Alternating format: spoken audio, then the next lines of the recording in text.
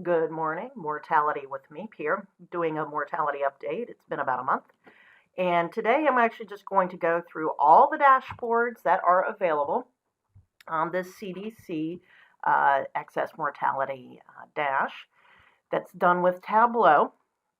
I'm just going to do it at the US level, do a really quick update. So here we start with the default.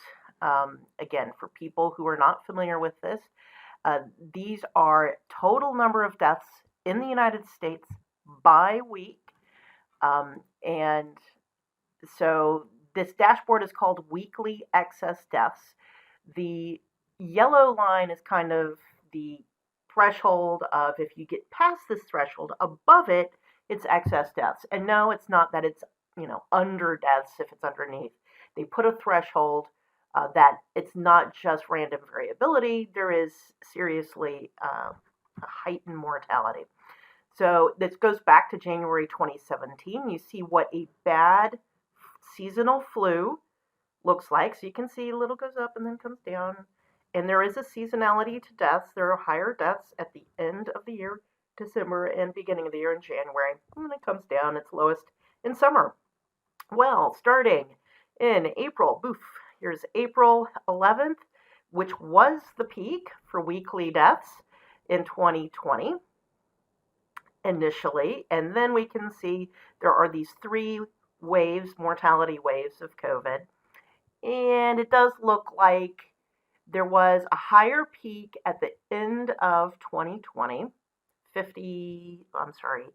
The total number of deaths was 81,872. And then that April 11th, that was 79,077 deaths. So, a couple thousand there. I'm going to do the next dashboard because you'll see the next dashboard has the same heights. Oh, okay. No, it's on a little different scale. So this chartreuse is, all-cause mortality except for COVID. And then the blue portion is the part they consider COVID deaths. Some things I want to note in that initial, and this is based on an official reporting, you'll see some of the little green bars go over that excess mortality threshold. In some of the cases, it probably was undiagnosed, non-diagnosed COVID, especially in that first wave. But I believe in the summer wave, and you don't really see it at all in the winter wave, in the summer wave, a lot of those excess deaths were not COVID. They were other things. Okay. The next one is deaths with and without waiting. And so now you can kind of see what happens with the lag in reporting. The most recent week available is the one that ended March 6th. And you can see it's way down low. And then there's like this little light blue. I'm not going to do it by state, but of course, the reason for this is even if you know exactly when the person dies and you discover it right then, it takes time for it to go through the reporting to end up at the CDC. Just counting deaths. And yes, I keep complaining about North Carolina, and yes, there's a huge lag. I'm not going to show it. You can play with this yourself. You see where it says select a jurisdiction. You can pull that down and pick the state you want. But you can see, even going back to that December, January, you can see that little light blue, and that's where they're trying to complete the numbers. Very likely end of 2020 and the first week of 2021, and though because it's mostly in 2020, so when I said the last week, that ended December 26th, then the next week is January 2nd, and that's being treated as week 53 from 2020, and it doesn't really matter. Time obviously goes through continually, but we try to do it year-to-year comparisons, though really we should do it from summer to summer since summer is the low point. It might make it easier to see that peak that it goes up and down in normal years. Okay. Now we have number of excess deaths, and this is just number, not percentage. we see the total predicted number of excess deaths. So you can see it they extend it out. It goes from 60,763 up to 74,515. And again, this is because they've had to trend it. Where the heck is North Carolina? Okay. Anyway, so this is trying to determine excess deaths, and it looks like, and I'm just going to do this. Okay. Say all. Because when you put in the United States, of course, it takes the whole of the United States, and it's off the chart compared to everything else, and it's over 500,000. So for excess deaths from February 1st, 2022 now, so we're including January, February, and into March 2021, definitely over 500,000 and up to 650. I'm going to just do North Carolina because I just wanted to check. Okay, so they do have something for North Carolina. I just couldn't eyeball it. Once you start putting things in like, oh, New York City, this is dynamic. You can see order of magnitude difference. The entire state of North Carolina versus New York City for excess deaths. That may not be accurate. Let's throw in some big states. We'll throw in Florida. We'll throw in the rest of New York. And let's see, Texas and California. Texas and California. And then I'll stop. Just so we can see them all on the same scale. So California, Texas, and Florida having so many excess deaths, hardly surprising. They are the most populous states in the United States. But we check out Florida versus just New York City by itself. New York City by itself has far more excess deaths than the rest of New York State. That's what that New York is. It's excluding New York City. And New York was very hard hit. And it came in for the second wave, the third wave. What was the second wave for New York? Okay, so here is one where we have the weeks starting week ending February 15th, 2020 through March 6th. So that's how far it's gone. As they add more weeks, this is going to be a lot more interesting to eyeball.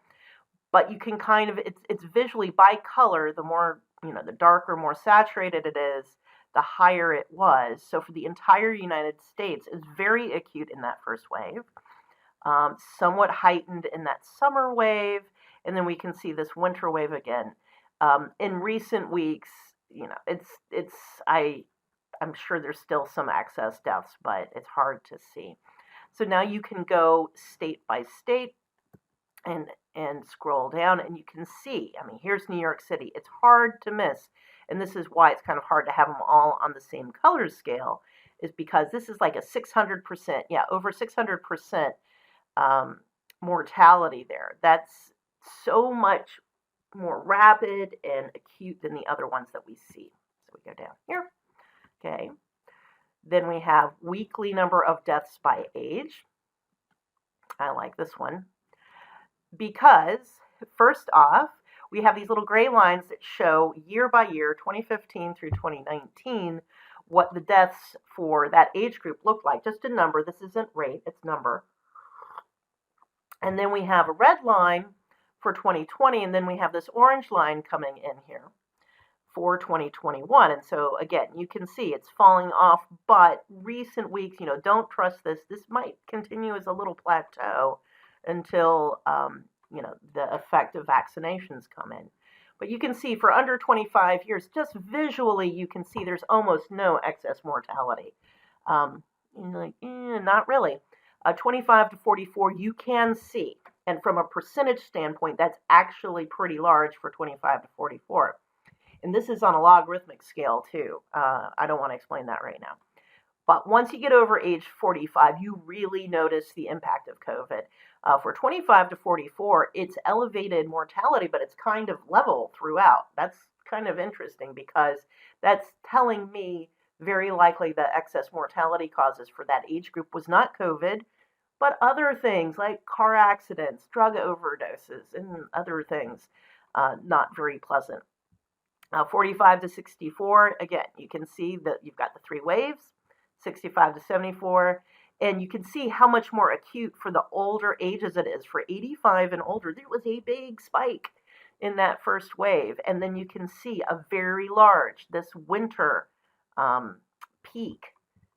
This is way, way higher, and this even has, if you see this little gray line with the peak there, that's the 2017 to 2018, so that's really 2018 flu year. And you can see, this is still much higher than the worst flu years that we've had recently. Okay, race and ethnicity. So this is weekly. Now this is by number and all causes. You can change this too, and let me do excluding COVID-19. Okay, so excluding COVID-19, it's pretty flat. There's a little bit for Hispanic, a little bit for non-Hispanic Black from 2020. It's easier to see among non-Hispanic whites, and it's not just because it's the majority population. It's also the oldest of these populations if you look at median ages for each of these groups. But this is the non-COVID, officially non-COVID deaths. And again, we see some excess in that first wave. Maybe that was undiagnosed COVID, but it's kind of more even in the summer. Not really seeing any in the winter. Let's do the COVID ones. Those are going to be interesting. Yep, and so now you can see the wave pattern. Non-Hispanic white, boom, boom, and it's that third wave when it hit, especially the Midwest, but it's all across the country for the winter wave. Non-Hispanic Black, because of the concentration on cities in the Northeast, specifically New York City, you get that initial spike, and you've got kind of the summer wave, and it's not as big for the winter wave. Hispanic, it's actually about the same for each of the waves, and non-Hispanic Asian looks like it's just that first wave, and that may all be New York City. I'm not breaking it out by geography there. Change in number of deaths.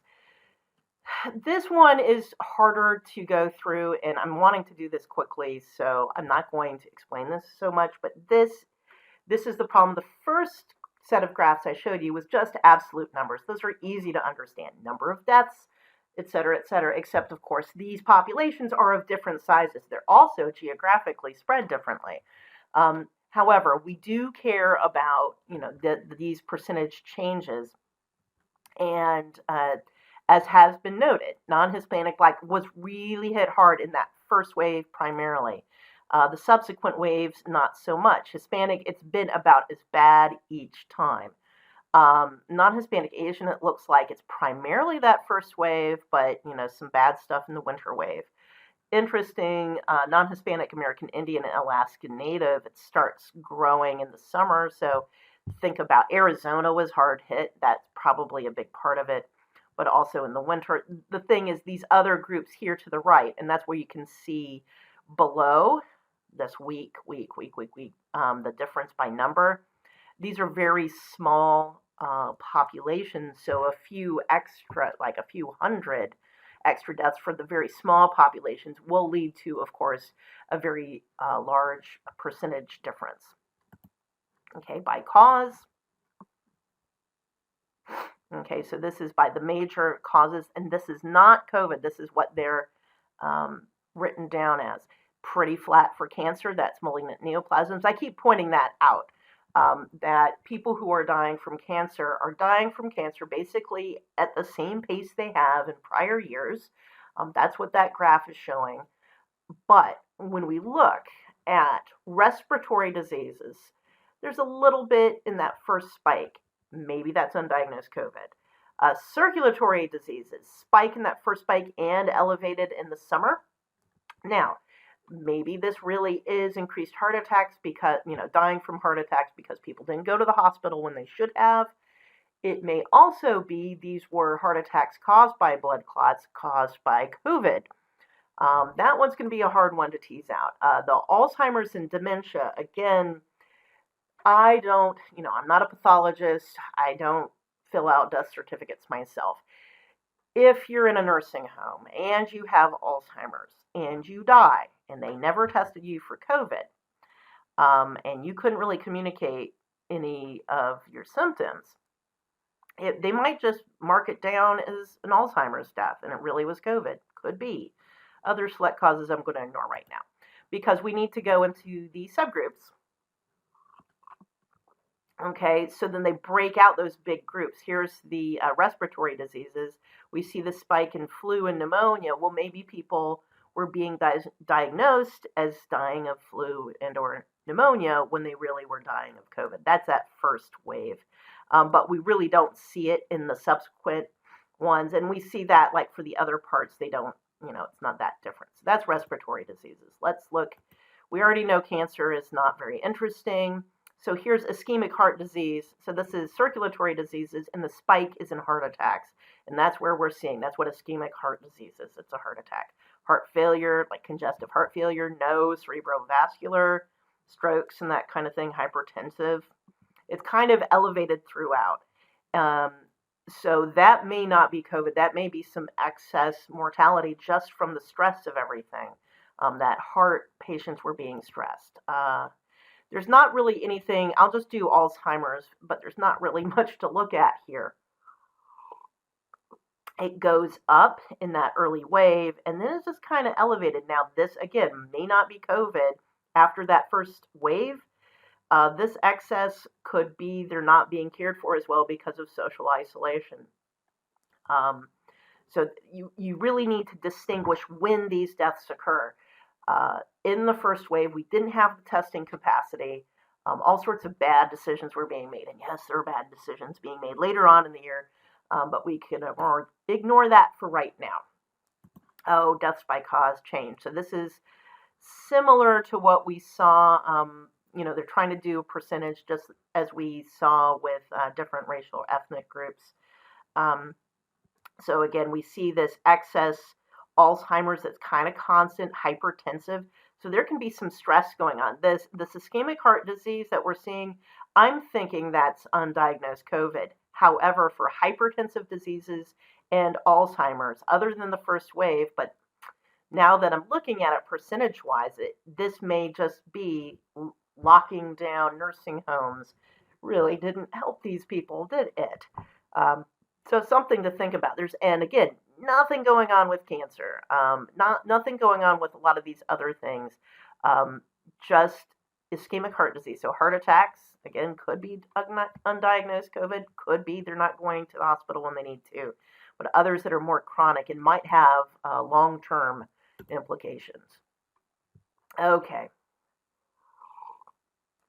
I don't really like this graph. This gives numbers and not percentages. And so you see this huge spike for Alzheimer's disease and dementia, except if we go back on a percentage basis, and it's still pretty bad, but this has been a growing cause of death for old people, and part of it is they can't put down that you died of old age.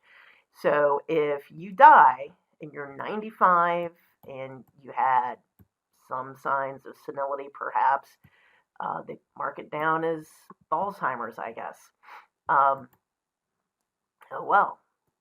And then the last one, total number above average by jurisdiction cause. This is also just an ugly graph. It works best if you just pick one of the causes. So this is deaths above average by cause. I have to choose the jurisdiction, not the causes. Dang it. Well, that's annoying. I thought it was cause of death I got to choose. Okay. Well, there's really not much to say here. We can see, let's see, the one that I'm noticing is the Alzheimer's dimension. That's the gray bar here. And you can see it by state, and you can click on it. And it's not actually very high for excess in New York City. That's very interesting. We got ischemic heart disease, again, heart attacks. New York City was hit hard in that first wave. Any case, lots of good stuff here. Not all of the dashboards are equally useful. I like looking at the cause of death subgroups, that these are not supposed to be.